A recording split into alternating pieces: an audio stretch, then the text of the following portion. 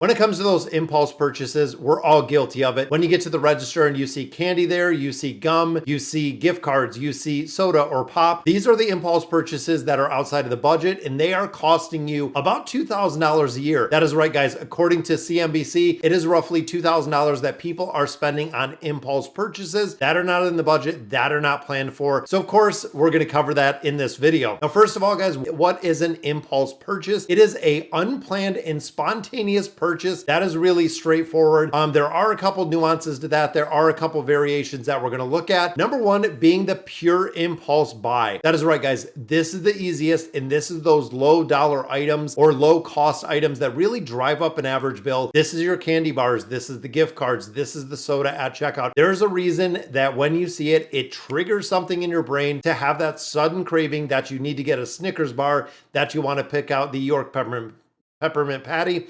That is the impulse buying that we do see again when you get to the register. Now, the second one is the reminder impulse buying. Now, this is items when you go to a grocery store that are strategically placed that you need. For example, if you're going down aisles and you're shopping a bunch of different items and you pass by the toothpaste, you go by the aspirin, you see something and then you remember, or it triggers that memory thinking that you could be out of something or you do need to buy it, which means this is going to be the reminder impulse buying. Now, this is also the reason why for marketing, they put stuff on end caps. They increase the visibility of a lot of products because it is going to really trigger this reminder impulse buying that we do have in the consumer mind frame. Now, suggestion impulse buying, this is the big driving factor when it comes to commercials, when it comes to jingles, when it comes to the mental state of marketing. This is very rational place, and it creates a need for an item. Now, this, of course, is super important, guys, when it comes to a lot of consumer goods. When it comes to cell phones, do you need a new cell phone? Is the new cell phone going to work better than your old cell phone? Chances are probably not. This is what really drives a lot of things that we buy as the consumer base. And the reason we probably have over $1 trillion in credit card debt is because of this suggestion impulse buying. Because again, this is the reason why people are paying, millions and millions of dollars for Super Bowl ads to get their ads in front of you. And you're going to go out and you're going to buy the items that are pushed through marketing. And you can see this through YouTube ads. You can see this through Facebook, Instagram. You can see it on TikTok. Every place that has exposure to media is going to be pushing ads and seeing ads and suggesting whether they're selling a product or not. You're going to find a lot of these ads, and it is because of the suggestion impulse buying. And the final one we look at is the planned impulse buying. Now, this is kind of interesting to see because it's kind of an oxymoron because a planned impulse buying means that you've seen an item and you've watched it time and time again. Then you go to the store, you go to wherever you're shopping at, and you see there is a sale on an item, or you can get a significant discount on an item that you're looking to buy.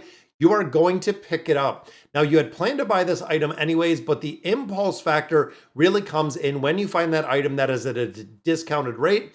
And again, that is a reason why a lot of the marketing will be tagged with promos, in the bottom left-hand corner, that'll say 20% off, 30% off, save this now, because they are trying to trigger something that you're already looking at. And if you're going through Facebook, if you're scrolling through a lot of social media, you will see things within those searches that you've done Google searches for.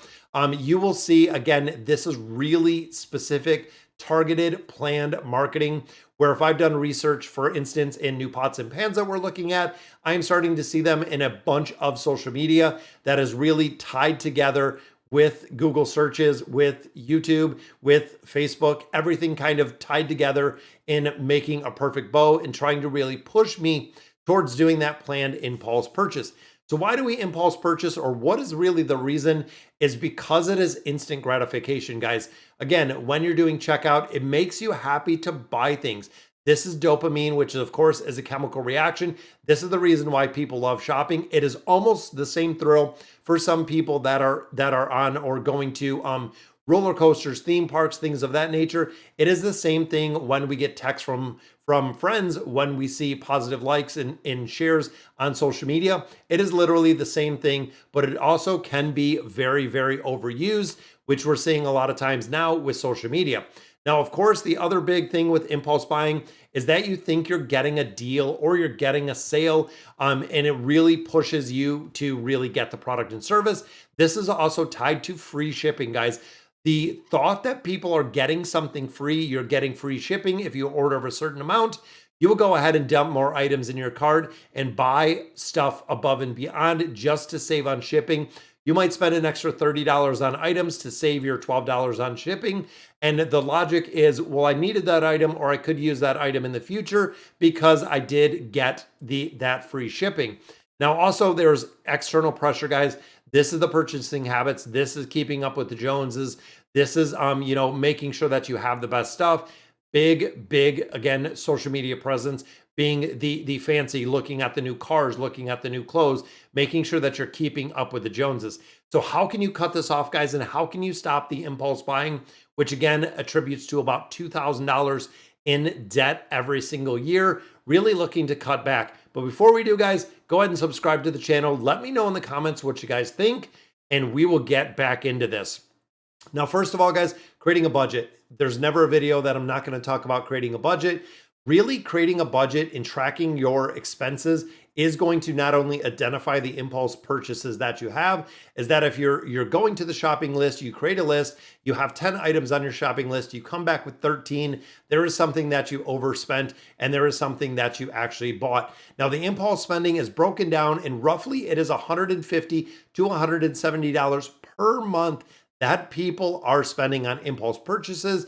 Now, when you look at people that do a budget, it is roughly $50 to $75. So you're literally cutting the amount in half that you're spending on impulse purchases, making sure that you have that budget. Now, also having a savings plan, making sure again, upfront that you are paying yourself first, having a short-term, long-term goal, which means if you're cutting back on the coffee, if you're cutting back on the impulse purchases, you can actually save a lot more within the savings plan, giving you allowing you to actually repay debt, to invest the money, to save the money, whatever you're planning on doing with those goals, it actually gives you the ability to do. And also sticking to a shopping list. Now, personally, I am one that will do this 100%. If I have 20 items on my shopping list, I am coming back with 20 items or less if they do not have something.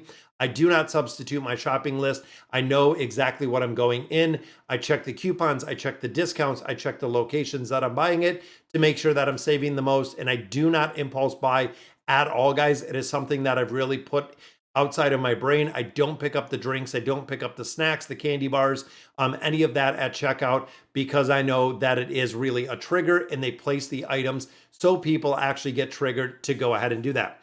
The bottom line on this, guys, making sure that you're checking the impulse purchases. And again, this is kind of an accountability piece, making sure that you're not overspending on impulse purchases because they add up.